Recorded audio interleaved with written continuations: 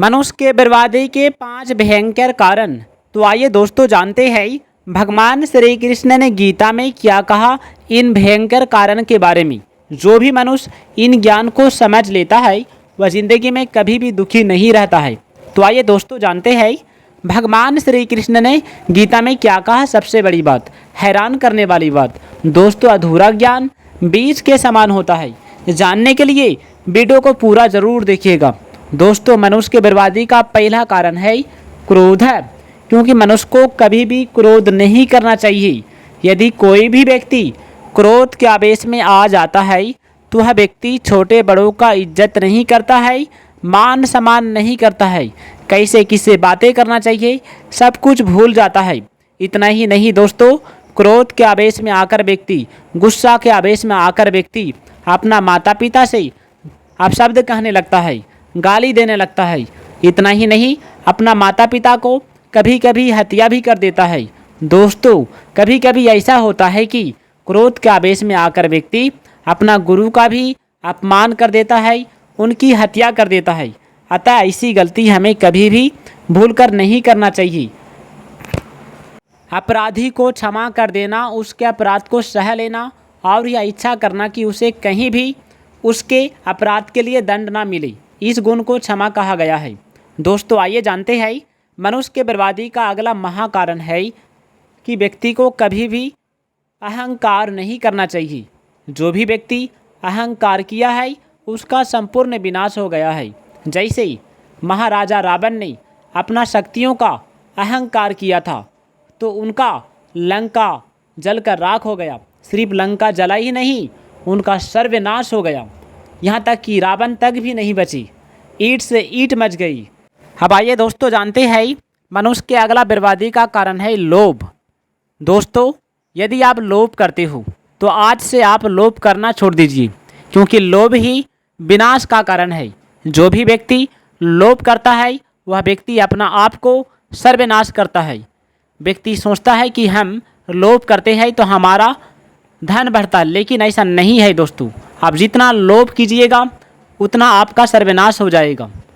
कहा जाता है कि लोभ ही पाप का जड़ है। जो व्यक्ति लोभ करता है उसे नरक में भी जगह नहीं मिलता है, उन्हें कहीं शांति नहीं मिलती। इसलिए जो पाप हो गया है उन्हें भगवान से क्षमा मांगकर हमें भगवान का ध्यान करना चाहिए। अब आइए जानते हैं मनुष्य के बर्बादी का अगला कारण है दोस्तों आलस्य।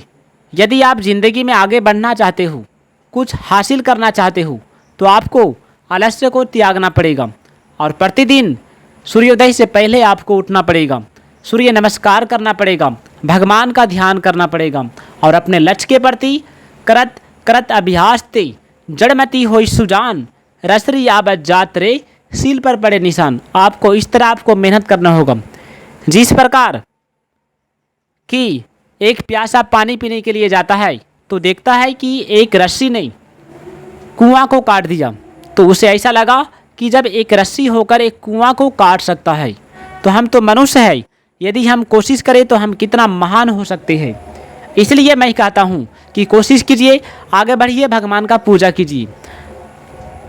भगवान श्री कृष्ण कहते हैं कि मन, इंद्रियां और शरीर को जब अनुकूल हालात से जो खुशी प्राप्त होती है तो उसे सुख कहा जाता है। इसके विपरीत प्रतिकूल हालात से जो नाखुशी प्राप्त होती है उसे दुख कहा गया है। अपने वन, वचन या कर्म से किसी भी अच्छे या बुरे हाल में किसी प्राणी को जरा भी दुख कष्ट नहीं पहुंचाना चाहिए। यह अहिंसा होता है। जीवन के हालात चाहे बुरे हो या अच्छे, मन को हर हाल में शांत रखने का नाम। दोस्तों, मांगने से कम मिले या ज़्यादा मिले या बिल्कुल नहीं मिले तब भी विचलित नहीं होना चाहिए। मन को शांत और संयमित रखने का नाम तुष्टि है। कर्तव्य पालन के रास्ते में चाहे कितने भी कष्ट आए, मुसीबत आए, सबको हंसते हंसते सहने का नाम तप है। अपनी कमाई में से बिना फल की आशा और अहंकार के कुछ हिस्सा ज़रूरतमंद को देने का नाम दान है।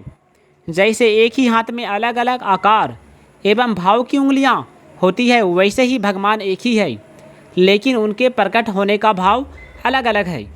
सनक, सनंदन, सनातन और सनत कुमार ये सभी सनकादि ऋषियाँ कहलाते हैं। और चारों सदैव 5 वर्ष की आयु के बालक के रूप में रहते हैं।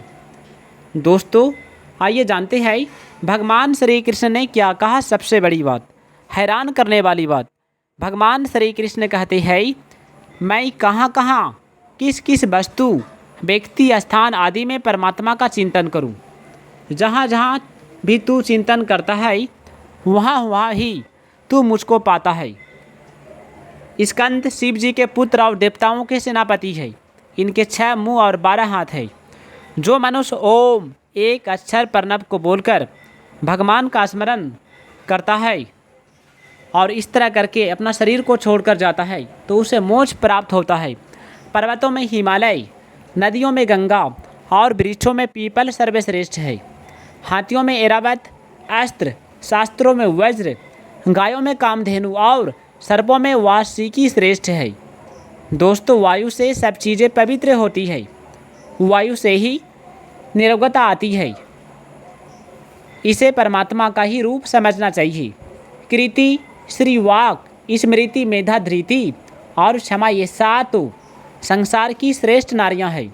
इनमें कृति, स्मृति, मेधा, धृति और क्षमा, ये 5 प्रजापति दक्ष की, श्री महर्षि भृगु की तथा वाक ब्रह्मा जी की कन्या है। मनुष्य के अलावा अन्य जितनी भी योनियां हैं उनमें जन्म लेकर उन पाप पुण्य को भोगता है जो उसने मनुष्य की योनि में रहकर किए थे। केवल मनुष्य योनि में ही जीव अच्छे कार्य करके पापों से मुक्ति पा सकता है। संसार से जुड़ाव रखकर और इसके भोगों में लगे रहकर इसके आरंभ और अंत को नहीं जान सकता। संसार से लगाव हटाने का सबसे सरल उपाय है संसार से प्राप्त संपूर्ण सामग्री, मन, बुद्धि, इंद्रियां, शरीर, धन, संपत्ति, मान, अपमान इत्यादि सभी को अपनी और अपने लिए नहीं मानते हुए संसार की सेवा में लगा देना। संसार को अपना मानने से शरीर में जीव रूप में बसा परमात्मा दूर हो जाता है और कभी प्राप्त न हो सकने वाला संसार दिखने लगता है।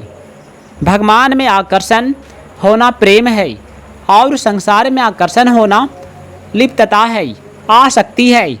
याद रहे कि चाहे जितने भोग पदार्थ, धन, संपदा मिल जाए, कामनाओं की पूर्ति कभी नहीं हो सकती। एक के बाद दूसरी कामना मनुष्य को उलझाए रखती है। हमारा शरीर निरंतर बदलता रहता है लेकिन आत्मा जो बचपन में होता है वही रहता है। आत्मा का स्तर में कोई परिवर्तन नहीं होता। इससे सिद्ध होता है कि आत्मा अक्षर यानी नष्ट न होने वाला अपरिवर्तनीय है। आत्मा का कभी नाश नहीं होता, शरीर का नाश होता है। शरीर को अपना मानना सर्वदा भूल है क्योंकि शरीर प्रकृति का अंश है।